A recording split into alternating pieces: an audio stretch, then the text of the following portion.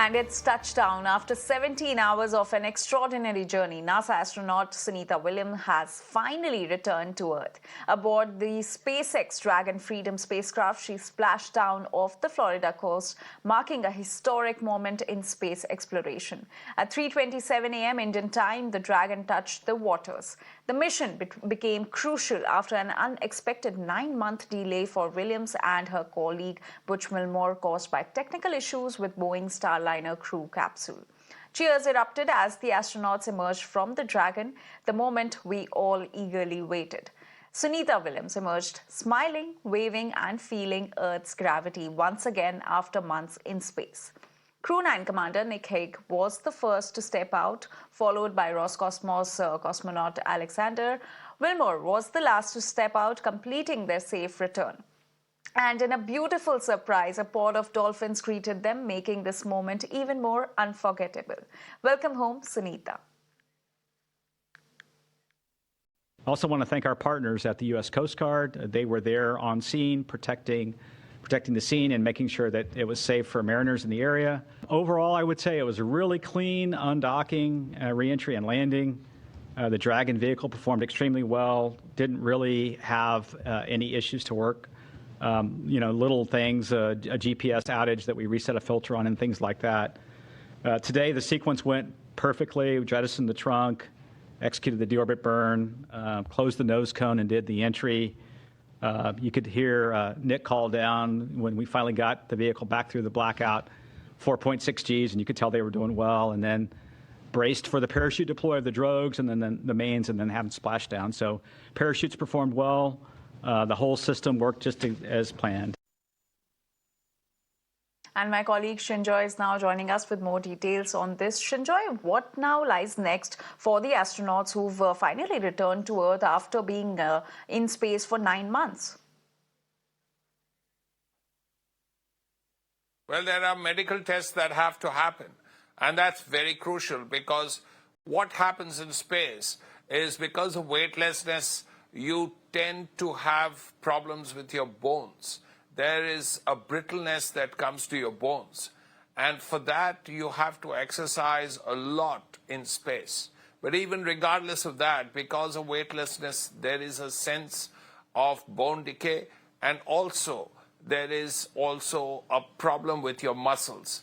So after these tests, some exercises will probably be necessary and a lot of other stuff. But Sunita Williams is a very tough astronaut, a very experienced one. She has, in the past, run the marathon in space. She has done the triathlon in space. Now, to be able to do that, you have to be very strong physically. Also, she clearly is mentally tough and resilient because here is someone who is supposed to be there for 8 days. And it turns out she's there for 9 months and more, 300 days. That's a lot of time. Of course, people have done longer times in space, but they knew they were going for long periods. Polyakov, the Russian cosmonaut, did that. There were others who've been in space longer. But Sunita Williams has been in space for over 600 days overall, if you calculate all her time in space. And that's a long time. So she knows what it was like. She did good work while she was there. And she's come back successfully. And that's such a joyous, happy moment. Absolutely, Shinjoy. Thank you for joining us with all those details. And we're now being joined by Dr. B.K. Tyagi, who's an ex-scientist at Vigyan Parasar, Department of Science and Technology. Mr. Tyagi, a very good morning to you. The world was waiting for Sunita Williams and the crew's return. And we all witnessed the historic, memorable moment today when Sunita Williams came out of the capsule waving, smiling as she touched down. Dr. Tyagi, help us understand now what are the challenges that lie ahead for these astronauts who've returned back to Earth? Whenever you are in microgravity or zero gravity, because then our body, if you look at the astronaut, our body has been evolved with because we have the gravity on Earth. But you are now in altogether in a different atmosphere where there is no up and down, there is no side, and all the time you are floating. So the entire your muscles, they don't get that much, time to work down. They become functionless, so they become weak, and they start degenerating.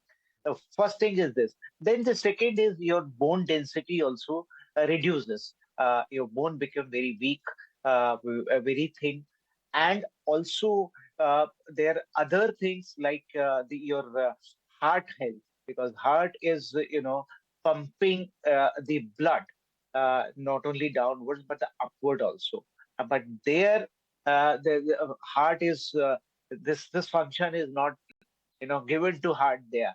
So there may be possibility that some of its muscles uh, may become weak or defunct. So all these things has to be check out. They have to be rehabilitated. I think for 45 days they will be given proper diet, proper exercises, and they put thorough medical checkup. And also one of the factor is that because when we are living on Earth, we are protected by the atmosphere from the radiation. But they were, despite this this space suit and all that, uh, they have been affected by the radiation. So that impact on their body will be also be assessed, because the radiation can disturb or destroy DNA. It can bring the mutation in that. So all these things will be you can say monitored, evaluated, and find out what if how a long term stay in the space, in how this long term stay can affect a human body. But also there is a one thing. These all people have been selected through a procedure, considering their mental and physical health. They are very strong people, so the effect may different on different people. So here, this you can say the sample size only for the astronaut and their impact on the human health cannot be generalized, but it will give us some data, some beginning to understand if in future we'll start, the space tourism. Uh, who will be first? The certificate has to be given about your health, whether you can bear that zero gravity situation in terms of your health, your heart condition, your muscles condition, etc., etc. So these these findings, will help us, to update and to enrich our knowledge when we are planning such future strategies for space exploration. So this is the thing which for 45 days they have to be in a very uh, uh, keen observation by the expert medical doctor, uh, etc. And also the research which has been done in the space by this group of people, that will also be shared. Which again, there were, because they conducted more than 300 experiments, which were in the area of human physiology, uh, medical, like towards medical science, then pure physics, capillary action, and the plant science. How you can grow a plant in a zero gravity condition. Suppose if we are planning or thinking of colonizing the different planet, suppose moon, if I'm talking. So there the gravity is 1/6 time less than the Earth.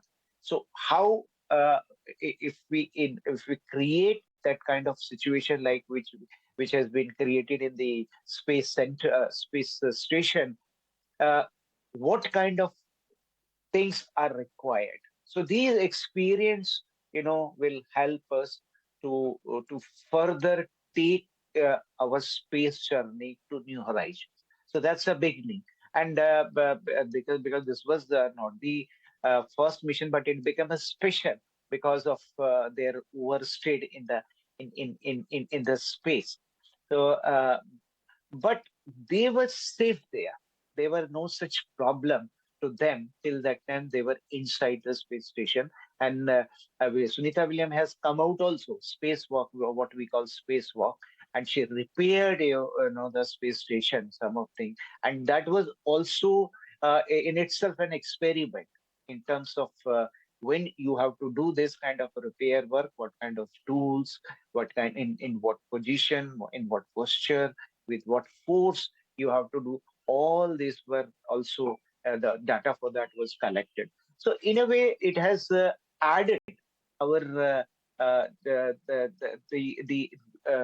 to the existing knowledge which we had from the previous mission. So every mission, always brings something new.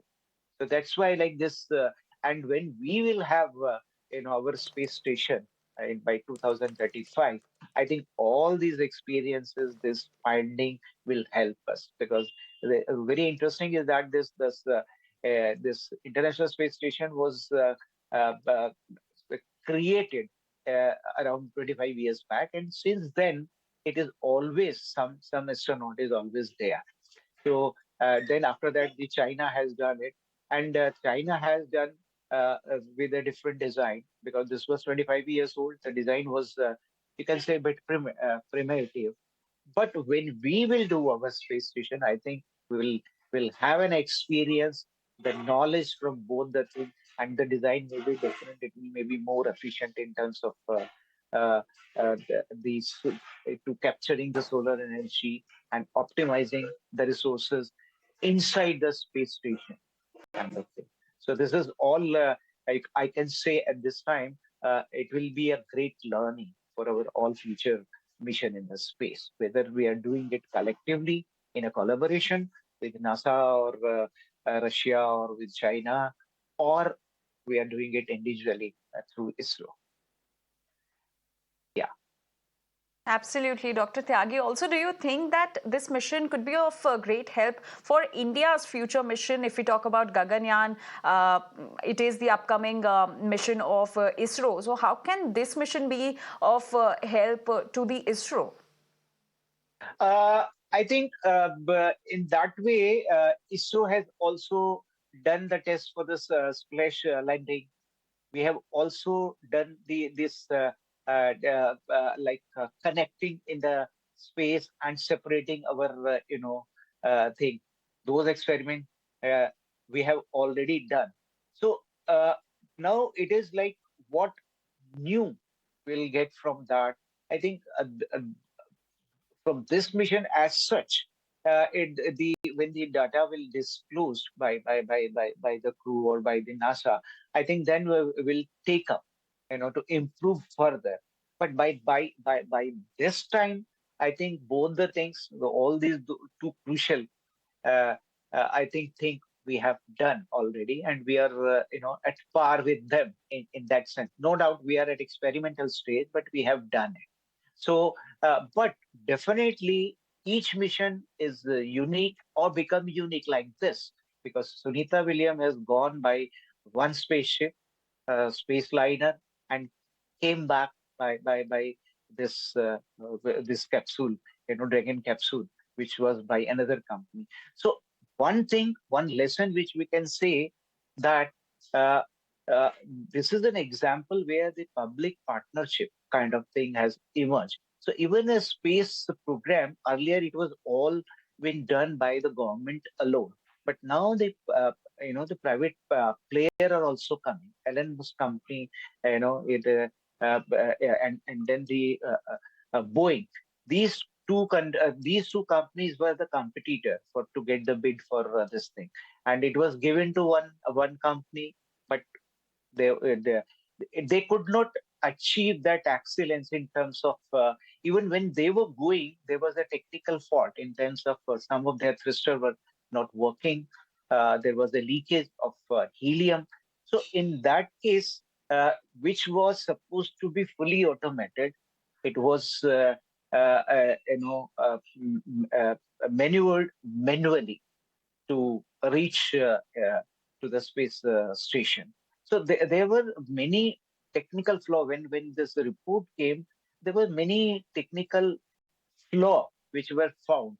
So which in the other case they were not there, because uh, this bringing them back was so smooth. It was actually happened in that way only, the way it was planned.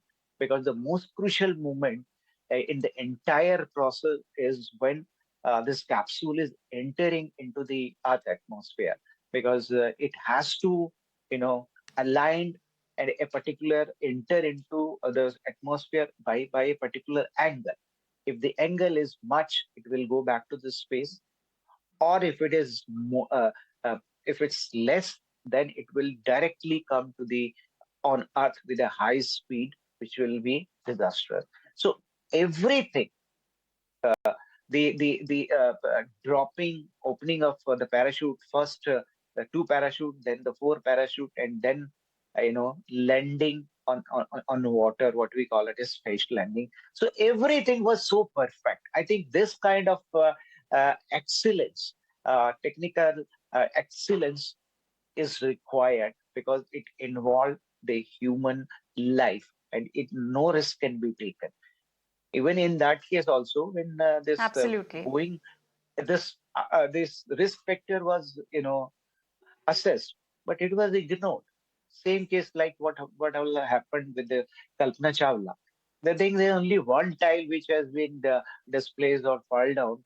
The risk factor which was assessed, they say it will not be that much uh, affecting, the safety aspect, but it turned out to be disaster. So you have to your full plan should be foolproof. There should be a possibility that if there is a something goes wrong, it has a self-correcting mechanism as well. So in this case, the entire thing was automated, and it went so beautifully that it created an example in itself of excellence. So this was the learning from this mission. Right. Right. Dr. Tyagi, thank you so much for joining us on Mirror Now and sharing those insights. As you rightly mentioned, every mission is special, but this mission was a little too special. A lot of lessons have been learned from this, but Sunita Williams is now back on Earth along with her crew.